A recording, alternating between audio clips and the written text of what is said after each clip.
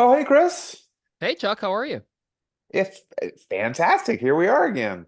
I didn't realize we were dressing up for the podcast. I'm here in a nice long sleeve tee, but some of us are wearing ties apparently. Well, I'm trying to up our game. If we can't do it verbally, we got to do it by YouTube, apparently. Exactly. If I guess we're on YouTube, so I keep forgetting that. I told you how my son asked about, I think we talked about this a few episodes ago about finding me on YouTube, and he had another a fellow dad at at his school pull me up just to confirm that it was indeed on YouTube. Well, he needs verification. He can't just believe you. Yeah, he also told me he wants to be a YouTuber when he grows up, so I'm not sure if we're going down the right path. Hey, I think he's probably smart. It's funny. I'm sure you get the same emails. I'm sure all our listeners get the same emails about different things, but Chris and I get a lot of podcast emails, saying, we can help you optimize. The ones about how to optimize YouTube always catch my eye. I have yet to click on them. Feels like Yeah, clickbait, but yeah, absolutely. Well, I think we put out a call to the WashU undergraduates, but if there's anybody that wants to be a marketing social media intern for the Upper Hand, please step up. Or if you know a pre-med who might be interested, let us know. yeah, that is true. We did have an intern for a while. Was that year two? Yeah, that was year two. That was back in the day. So, but why are you so dressed up? So I was I don't think it's top secret. I was the dean. It's interesting. I feel a little old school because first of all, I don't usually dress up anymore at all. And when the dean asks you to do something, you do it. And at here at WashU Med, and so the dean asked me to be part of a small group in a chair evaluation session. So the way it works at WashU, as it works at many academic institutions, is every 5 years a department is reviewed, and in doing so, you review the chair. And it's very, very informative. And there's usually a few visiting chairs from other departments. And so I won't give too much information about this, but that's why I dressed up. I wore a suit yesterday and I dressed up today. It was a fascinating process. You really learn a ton about your own institution and about this process. So I liked it. And I was laughing because I got there this morning. Yesterday I wore a suit and I had to prepare the night before because I'm sneaking out of the bedroom trying not to wake my wife. And so this morning I was less prepared. And I got in the car and realized I didn't have a belt. It wasn't the shoes I intended to wear. And I'm like, oh Did my you at least have matching shoes? Because that's happened to some people before. God. I wasn't, it wasn't terrible. I was laughing at myself, so others joined in, but I don't know that anyone would have noticed if I hadn't said anything. Oh my gosh, there was one day when I was a fellow, I always kept a spare set of clothes in the car because you never know on call, you never know what's gonna happen. So I thought I had it ready to go, and I had to do a case overnight, and I had clinic with Dr. Gelberman the next day, Oh.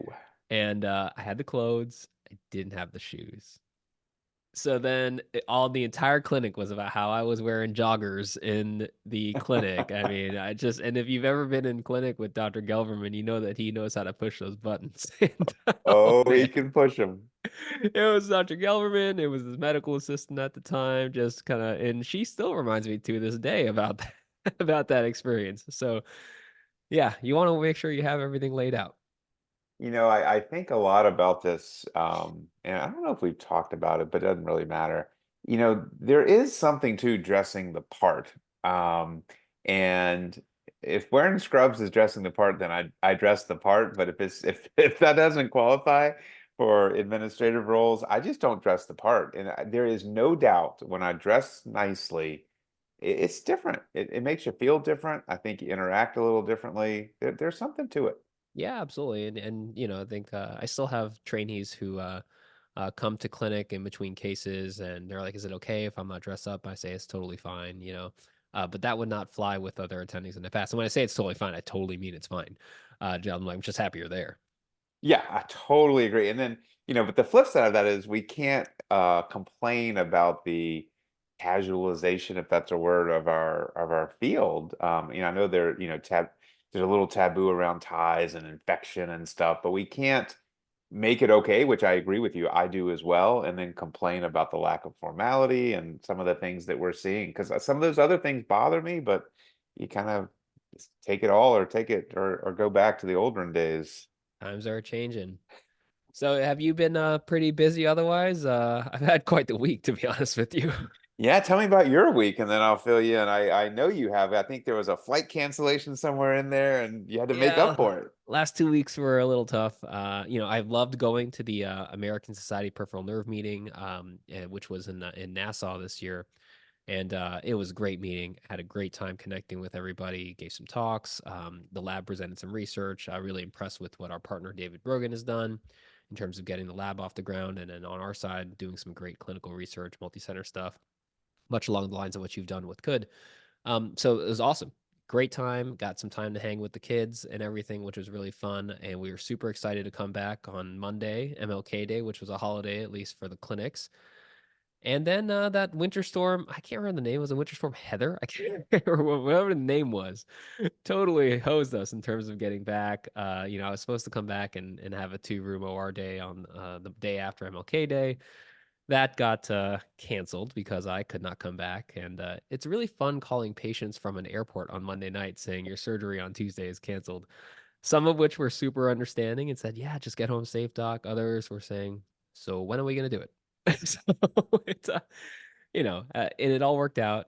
Fortunately, there was some time, this week, which is the following week, but that added to some stress levels. And then there was this ice storm that happened, at least in St. Louis on Sunday night going into Monday morning, and I happened to be the lucky chap on call with our fearless hand fellow Adam Mosa, who was just sitting there triaging all of the distal radius fractures that were pouring in on Monday night.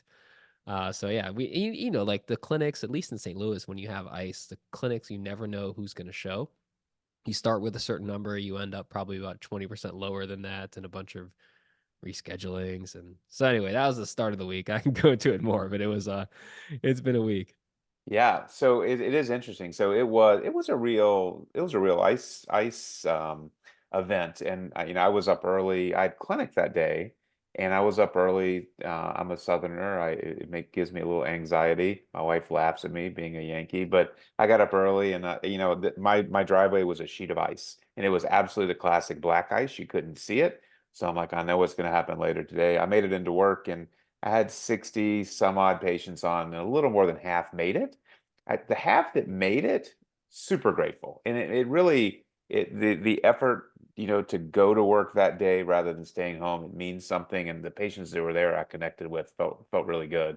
I don't like being that slow, but felt good. I did overhear my neighbor's clinic, where one of the patients was just berating the poor medical assistant about the other doctor not being able to get in because he couldn't get in.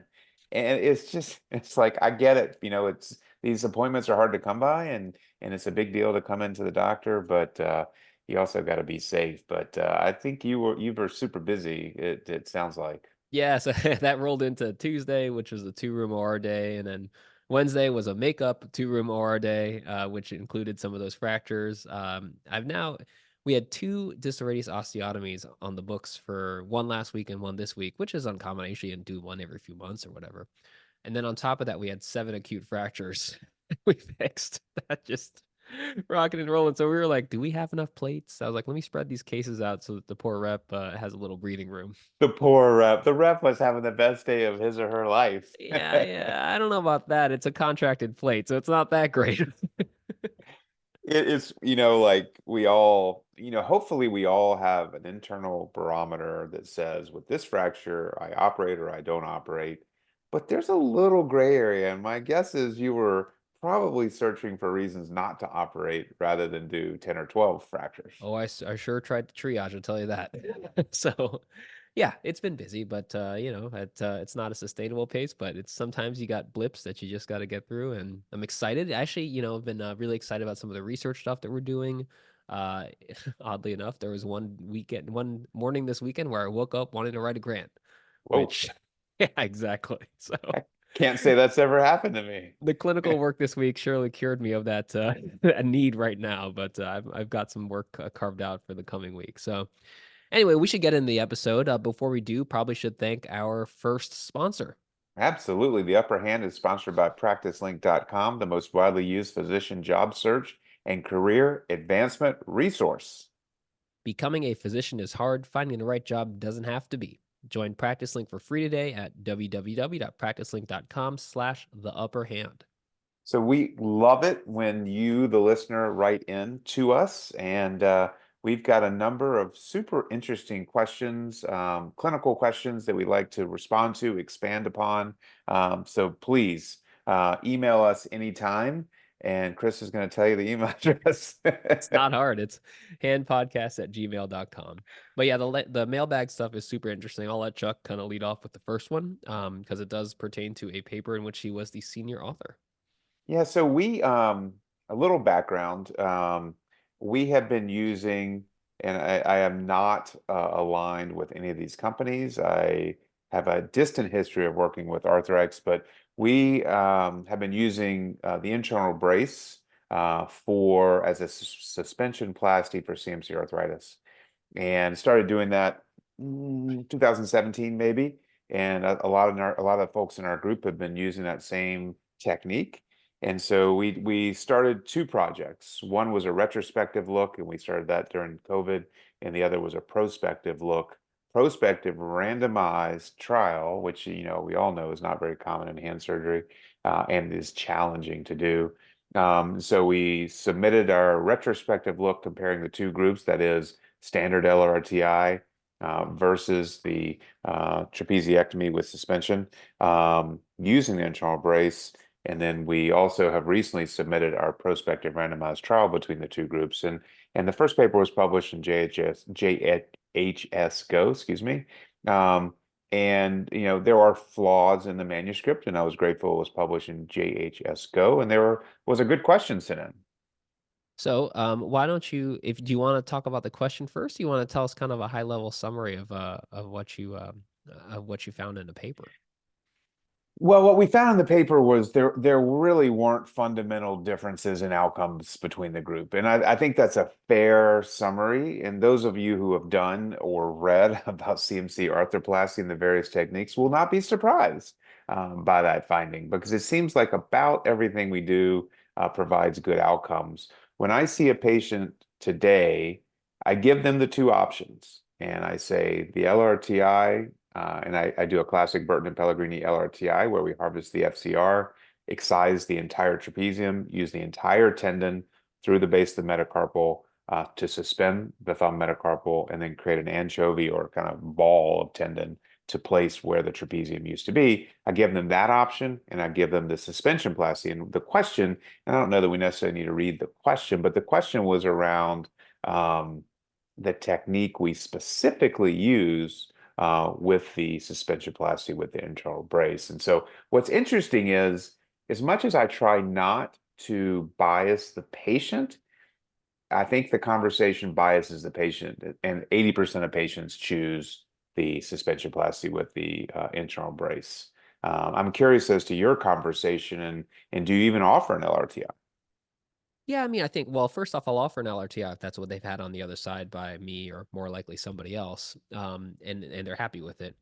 I tend to say there are a lot of different ways to do this. I give the caveat that some of it depends on the bone quality and surgery. I tell them, sometimes we take a tendon and use that, or we use the suture tape suspension. And if one, for whatever reason, doesn't, last, or we have an issue in surgery, we always have the other one as a backup, typically. Now that obviously is, making sure that you're mindful and careful with your FCR as you're doing your trapeziectomy. So honestly, they ask me, what I prefer or what I do. I tell them, I think the suture tape suspension is faster. I tell them that the results essentially are the same.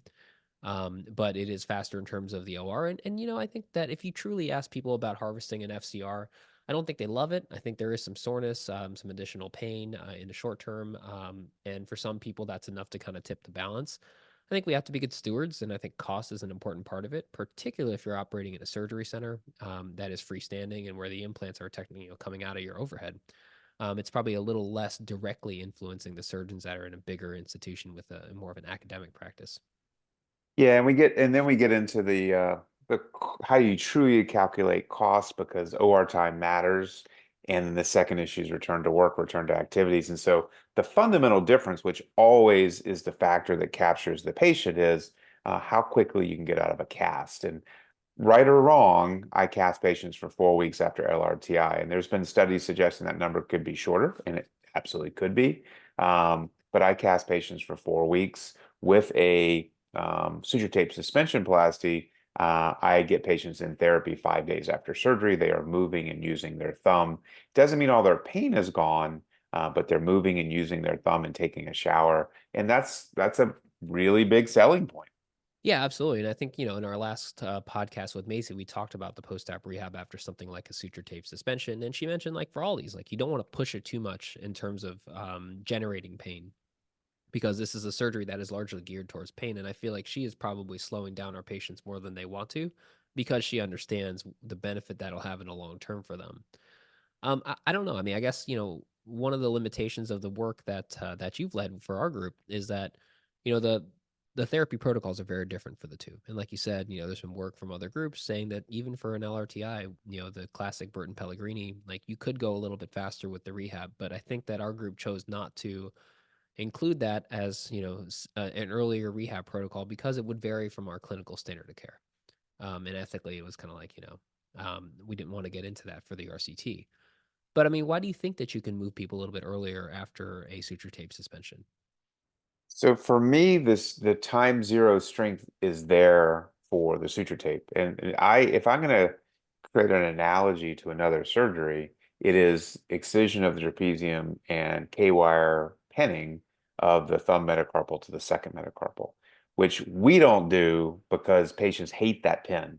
There's certain patients, I'm sorry, there's certain pins that patients hate. That's one of them, and pinning the DREJ is another one. And it's super interesting that not too long ago, one of our partners, Marty Boyer, went back to the concept of pinning after trapeziectomy. That did not last long, I'll tell you. And so I think the time zero strength is there for the suture tape suspension plasty. I don't think is there with the tendon. And that's why I tend to mobilize. I don't think it's there at 4 weeks either, to be truly honest. But I think you're starting to develop scar tissue, which supports this suspension. So the question from our reader, and again, we don't need to read the whole thing. Listener, excuse me, Dr. Colin Kennedy out in Las Vegas, had a great question just about the technical aspects. So I think there are a couple different ways that you could do this surgery if you are using that Arthrex suture tape. So one way would be to insert a swivel lock on the base of the index metacarpal, and the other way would be to use kind of a fiber tack all suture anchor into the index metacarpal base. And I actually think there's a third option, which is the kind of metal version of the swivel lock, as opposed to the more plastic biocomposite version. So uh, which one do you do, and why do you do it? And do you typically fix into the index first, or do you fix into the thumb metacarpal first? Yeah, I mean, our group standardized before our trials, but I'll tell you what I do today, which may or may not be different than what you do today. I put the swivel lock suture anchor into the radial base of the thumb metacarpal first, and I try to align it. It's basically halfway dorsal so that that suture lies in a little sulcus. I bring the thumb metacarpal directly adjacent to the index finger metacarpal. I distract the thumb metacarpal, and I put the a second swivel lock just distal to the articular surface of the second metacarpal. So that's where the second and first articulate. I then often do another step. I leave the needle on the suture tape, and I often will put a stitch through the dorsal base of the metacarpal. And what that does is it actually brings it basically extends the metacarpal by bringing the proximal metacarpal down. It extends the distal metacarpal, which it helps any problems you may be having at the MP joint. So I like that combination, and I've been quite pleased with it. So What do kind of like you? a fulcrum against the shouldering. Correct. And a fulcrum against the shouldering proximally, but control of the metacarpal head distally. Right, right. Yeah, no, I because I my ORs got switched, I was doing my last week's OR yesterday at the orthopedic center, which is not my home court. So I was on my best behavior, I promise you. Thank you. Thank you. But the rep there was a different rep than I normally cover, and he left the needle on, and we were passing it through, and I said, "Hey, you trying to kill me with this needle?" And he's like, "Well, others like to leave it on." I was like, I know a guy that likes to leave it on." So I actually I've changed. So I actually think that for me, technically, it's easier and more straightforward to fix into the index metacarpal base first. That insertion point is just dorsal to where the FCR is kind of running by. I think it's be very clear where it is. I don't necessarily check it on imaging unless I'm trying to make a point to the learner that's with me. But really making sure and feeling that I'm on not the trapezoid, not but on the index metacarpal base, and kind of feeling and just kind of giving some push. I think that's the bone theoretically that has a harder time in terms of bone quality, although I have not truly found that to be the case based on where I've been putting my swivel lock. But I have kind of asked in the past about if we have any backup options. I know there is a kind of a metal type biocomposite because I've found with those biocomposite anchors, this swivel lock, um, and again, I have no ties to Arthrex. So if you're an Arthrex rep, forgive me if I'm getting this wrong. My personal experience is that you have to be 100% perfect with your trajectory when you're inserting that wire or the swivel lock. After after drilling, I actually asked the learner to kind of piston through once or twice with against the hard stop to really clear that channel of debris. I learned that from a former resident who was going into sports, and that's what they would do, Dr. Paul Inklin. And I was like, that's a good idea. So, we called out the Inklin maneuver. And then while we're kind of swapping out and before putting in the anchor, which is coming from the back table, I'll take a forceps or a freer and just kind of pop it into that tunnel so that, A, I can feel that there's a back end of the bone, and B, the person putting in the swivel lock understands the trajectory because you got to be perfect. You got to see that kind of fork part sit down, and the screw part of it really sitting against the surface of the bone. Because otherwise, if you don't have that and you start turning, it's not going to advance. I think that's well said. The other technical pearl is you want to apply maximum tension to your suture tape, and then you basically line everything up with the two prongs over the suture tape at the entrance to the hole. And as soon as you start to put the anchor into the hole, you release the tension on the suture tape. And you're right, it has to be perfectly aligned. I will say that it's not a difficult maneuver, but until you do it right a couple of times and actually probably do it wrong once, it's easy to screw it up. Yeah, no, I actually find the thumb, at least I do this from a dorsal approach. I think you also go dorsal. Yep. I think doing the anchor insertion for the thumb metacarpal, I actually think can be a little bit tricky sometimes in terms of getting the exposure and getting the angle because I do that second.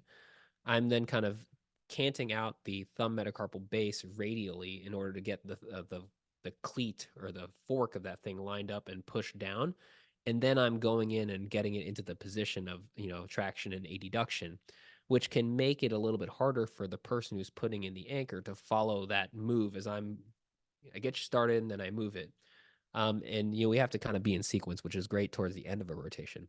At the beginning of the rotation, I'm putting in that one to the point where our amazing current fellow, Dr. Emily Zoldos, has said, "All right, it's the end of the rotation. I want to put in that anchor now," and I've let her do it the last couple of times because she's kind of understood the sequence there. And I think that one can be really finicky. And the self tensioning part, that anchor is supposed to be self-tensioning. I have not found it to be as self-tensioning as it's told to us. So I actually typically will hold the tension until it's exactly the time to let go. Agree. Nothing to add. So to our question writer, thank you for the question. Hopefully that provides a little clarity. If it didn't, please follow up with us and we can talk on the phone or something. Well, Um, one follow-up question to bring that to close. So, like, why put the thumb metacarpal first? I put the index metacarpal first. So why do you do it that way? And I can tell you why I think I do it my way. it's the way I've always done it, which is a lousy answer. I think it's very straightforward, and I've had no troubles doing it that way, which is the main reason. I don't see an advantage of switching things up, so I've had no difficulties.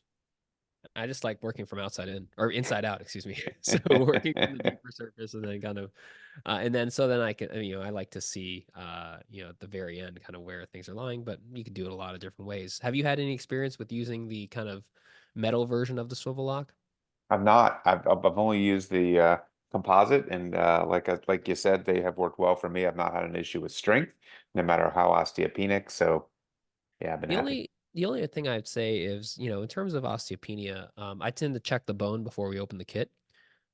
There has been a time where we've opened the kit, I've gotten something good in the index, and I'm not happy with my thumb metacarpal, and I've had to pivot. And I think that it'd be good to know how you would kind of handle that situation. What I've done in the past is that, and you may not have come across this, but I've had to use an interference screw, which has been good to at least know that that's on backup in order to get the suture tape to kind of cinch down, because you already drilled reasonably big hole there.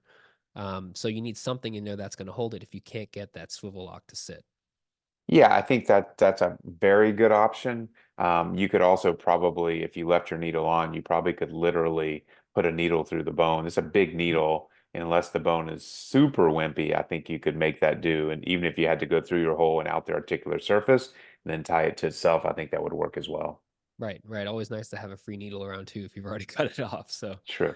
all right. So we beat the topic of technical aspects of suture tape suspension, I think, to the point of submission. I think we beat the topic of doing research on the CMC joint to submission as well. I think that is my last article about the CMC joint of my I don't career. know. We just had Journal Club this past week, and there was a great article about fat grafting and PRP, about thumb CMC surgery research that'll never feasibly get done in the United States. But yeah, you never know. There's always the latest and greatest. I'm sure we'll see more implant arthroplasty stuff come in. What's Never always know. new. And as much as I try to keep old people like me out of my own clinic, they sneak in the door sometimes with CMC arthritis, so they're not going away. Oh man. So one quick why don't we go to a nerve related topic? But before we do, let's why don't we talk about our friends over at Checkpoint? Oh, absolutely. The Upper Hand is sponsored by Checkpoint Surgical, a provider of innovative solutions for peripheral nerve surgery. Checkpoint's next Nerve Master education program is titled Upper Extremity Acute Nerve Injury Management Cadaveric Course. That's a mouthful, guys. And will be held in Scottsdale, Arizona. Ooh, that's nice. On March 15th and 16th, where it'll be super warm, I'm sure. Yeah, wow. We're learning as we read. The course faculty includes Dr. Deanna Mercer, Amber Lees, and Brooke Baker. To learn more about this program and to register, please visit nervemaster.com. Checkpoint Surgical, driving innovation in hand surgery. You don't miss a warm weather meeting. Are Oh you no, not? you know what? I'm actually going to be in Scottsdale this coming weekend for a different warm weather hand surgery meeting. So our travel club's getting together. So yeah, well, I'm gonna go check out the environment, make sure it's good for everybody who's going to be going to this awesome meeting from Checkpoint. Oh my God. Now, this is a family meeting also? No, this is a me and my wife are going to this meeting. The kids are staying at home with my father-in-law, which will be nice. Um, Nice. yeah, I mean, this course is looking really cool. I saw some other material for it. I think there's gonna have some really cool intraoperative ultrasound stuff to look at zone of nerve injury, which will be fascinating.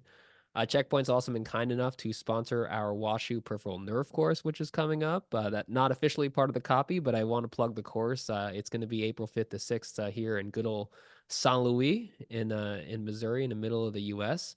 It's going to have speakers from WashU faculty here right now, plastics, orthopedics, neurosurgery, as well as the alumni that have come through this program. So folks like Amy Moore, Jana Dengler coming back. It's going to be a fun course. It's going to have didactics and cadavers. And, if you're registered now, you get a better price. And if you're a trainee, you get an even better price. So, and the social is going to be at the home of none other than Dr. Susan McKinnon. So you get to see how Dr. McKinnon lives. Nice, very nice. And I will say April 5th and 6th, in all likelihood, is going to be a spectacularly beautiful spring day in St. Louis. Of course, our fingers are crossed that that's true. But Dr. McKinnon knows how to throw a welcome social. Yeah, I think it'll be a good time. So make sure you check that out too. So we got an email to the pod about cubital tunnel surgery, and this is from Dr. Archit Patel, who is in New York State, and he said that he's enjoyed listening to us on the podcast. He's saying he was a med student at WashU, so he must have had a great experience with either you or Marty at some point, or Ryan maybe. And interestingly, it's because this stuff that you say versus stuff folks hear. From listening to the podcast, it sounds like you and Dr. Goldfarb have leaned away from doing submuscular transpositions and prefer the in situ or subcutaneous transpositions if needed. Is that your understanding? Is that what you do, Chuck? I mean, I actually emailed back. I was like, actually, I think I do things a little bit differently than that. Well, first of all, thanks to Archit for writing and asking us to clarify because clearly we needed to clarify. Here's my, and it was funny. We were having our monthly research meeting and we're doing a group project on cubital tunnels. And I don't know about you, Chris, or listeners. I, there's a limit to how many cubital tunnels I want to do in a day. There's a limit to the number of carpal tunnels as well, but it's just more because they're just simple and fast. Cubital tunnels are still hopefully simple and relatively fast, but I have an incredible number of cubital tunnels coming up. I think it's four one day and five the next, and that's too many for me. I've spoken to my I nurse was gonna say, about I'm that. sure your nurse is gonna be here about this one. But anyways, the question.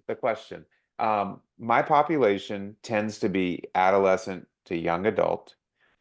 Rarely do I believe an in situ decompression is the right surgery for that group.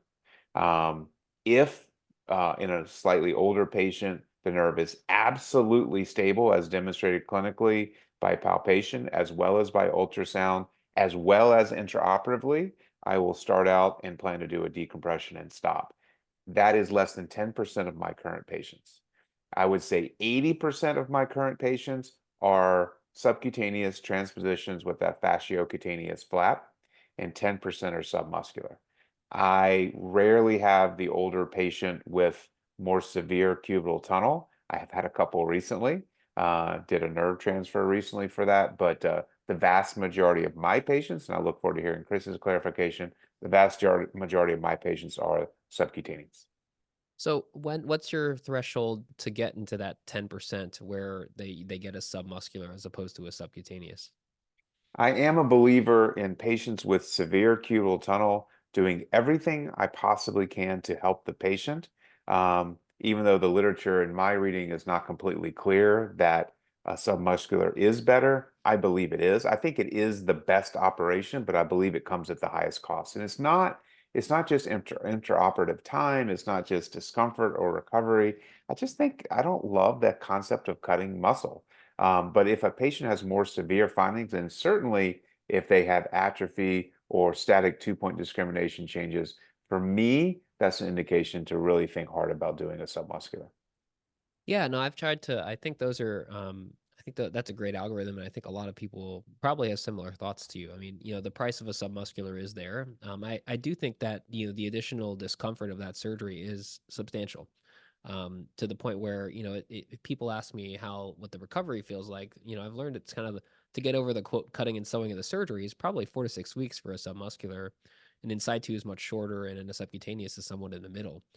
For me, the algorithm I've come to is that somebody who gets an in situ decompression is somebody who's refractory to conservative measures, somebody who has a nerve study that is completely clean in terms of no CMAP amplitude loss. There's a conduction velocity drop across the elbow, as one would expect, but no denervation changes on the EMG. And the ultrasound has demonstrated the nerve to be stable, because I think there are some studies showing that the ultrasound is better at predicting it. And I honestly don't want any surprises in the operating room. I'd rather kind of know exactly how to book a case for and how to counsel the patient. Although every time I talk to them about it in situ, talk about the possibility of a transposition, that's happened to me twice so far, in terms of not being fully prepared. But if you have any findings of either an unstable nerve on examination or an ultrasound, then you get a subcutaneous transposition. If you have any advanced findings on clinical examination in terms of weakness, as you're stating, certainly atrophy, elevated two-point discrimination, and then on your nerve study, if there's a CMAP amplitude loss that's anything more than a value that's less than about 60 to 70% of normal of the CMAP amplitude, or there's denervation findings with abnormal recruitment patterns, then you're getting a submuscular. So that's my algorithm. And then I think I'll add the nerve transfer part. I mean, I think if the CMAP amplitude value is probably less than 30 or 40% of the normal value for that ulnar intrinsic, whether it's the ADM or the FDI, then I'm thinking long and hard about doing a reverse enticide, quote, supercharged nerve transfer. What do you tell patients? Let's take the patient with an unstable nerve, but a relatively clean nerve study. What do you tell that patient regarding expectations? How many get a cure? What percent are cured? What percent are improved, but perhaps not cured? And what percent are hopefully neither better nor worse? I actually don't use the word cure, I think, ever in my practice. In terms of how I counsel people, I tell people I think I'm going to make you a lot better. I talk to them about how this is a mechanical thing. The nerve is flipping back and forth or wanting to move out from behind the elbow. and that we're going to tuck it and secure it in a better place in front of the elbow. And, those patients who have unstable nerves that are relatively slender, they actually do get a submuscular as opposed to a subcutaneous. I think our experience in the Midwest is that our patients tend to not lack adiposity, so to say, and they've got some thickness on that side, so Adiposity. they at least got something to work with there. But yeah, and I tell them that I think this has got a really good chance of keeping the nerve from being irritated. I tell them there's a chance of having to redo the surgery at some point in the future. I've had one patient who have had to revise their subcutaneous because she had a bad trauma to the medial side of the elbow, and that certainly dislodged her nerve, or at least irritated it again. When I went into surgery, it wasn't actually flipping back posterior. But the literature would suggest that there is a risk of revision for a subcutaneous, and that's why I think it's important to really take care of that nerve when you're doing the surgery. Yeah, I don't I feel really good about how my patients are faring um recently. I don't think I'm a better surgeon. I think one of two things has happened. One, my population really has veered to the younger patient with an unstable nerve, and those patients typically really do well. Or two, this concept of the fasciocutaneous flap, I really do think it's a dramatic improvement compared to an Eaton um, fascial flap alone, which is what I did for 15 years. And so I'm really happy with the ulnar nerve treatment in 2024. I feel really good about it. It's pretty uncommon that I worry about a less than optimal outcome. Yeah, no, I think it's just about catching the patients at the right time and then making sure that like you're saying, like the technical parts of surgery are non-negotiable. And that's probably not what's changed with you. It is more kind of maybe the procedure selection or your ability to counsel patients or and set expectations, or just the fact that the patients are very younger. I mean, honestly, because of what I do and the population that I see, I get a fair number of these patients who have really burnt out nerves, so to say, kind of the cold burned out nerve. And that's an uphill battle, and the counseling is really hard. I mean, for a patient who's got severe enough ulnar neuropathy, where we're talking nerve transfer, and even patients who don't get a nerve transfer but have, quote, severe ulnar neuropathy, I tell them that, I'm not going to judge the surgery as a success or not a success until about a year after surgery. I tell them it's going to take that long for the nerve to mend itself, for things to grow back. You're going to get a fair bit of recovery early on in the first few months, but we're not going to know whether this worked until about a year from surgery. I think that's really, really well said. We are running out of time, but I would like to just briefly touch on the third email that we got, if that's okay with you. Yeah, absolutely. So this is again, I emailed the person who wrote us, and they did not get back to me, so I don't want to say their name. But essentially, they wrote about a 12-year-old female with a history of bilateral medial epicondyle fractures, which I have seen. And on one side, everything went great. On the other side, they are left with what appears to be a non-union, but discomfort and what appears to be co-contractions. And that's what we talked about from the paper that we had written, where the ulnar nerve doesn't act like a classic irritated ulnar nerve, but in the young patient, they have these co-contractions where the patient may attempt to flex the elbow and you feel the triceps firing. They may attempt to extend the elbow, you feel the biceps firing. And ultimately, especially in this 12-year-old female population, it's often the ulnar nerve. And so I can't state strong enough how big a deal this is that we have the thought of the ulnar nerve being the culprit in these patients. And I've been so happy with treatment of those patients. So how do you approach this? How do you make the diagnosis of these co-contractions? Is there like kind of buzzwords that they say or things you see on examination? Yeah, it's often accompanied by x-rays that aren't that satisfying for being healed. That is, with or without previous surgery, maybe there's an appearance of a medial epicondyle non-union. So the tendency, especially of orthopedic surgeons, is to immediately blame it on the bone. Um, and of course, I hope we all would also assess the ulnar nerve. And it may be irritable, but never classically. It's rare that patients are complaining of numbness or tingling. They don't have any weakness in their hand. If you bang on the nerve, maybe there's some irritability, but the complaints are more vague. They typically lack flexion, and you really can feel the co-contractions, basically the muscles firing at the wrong time. And it's sometimes that's all it is. There's no more nerve irritability signs. And then when the patient comes back on post-op visit one, they are already better. It's really satisfying. So what is your treatment of this? Is it a transposition as we discussed? Is it a neurolysis and leaving it be? What do you do? Definitely transpose. And I haven't had the courage not to address the medial epicondyle. I'm going to. I'm going to have the courage to not address the medial epicondyle because I don't think it has anything to do with anything. I think if the medial epicondyle doesn't heal, it often scars in. We have a fibrous union. I just don't buy that that's the problem in most of these patients. And my theory is these painful medial elbows where the x-rays don't look perfect might always be the nerve. And that's a little out there. But I would just say be aware of the nerve. Ooh, we're getting into QAnon territory now. Here we go.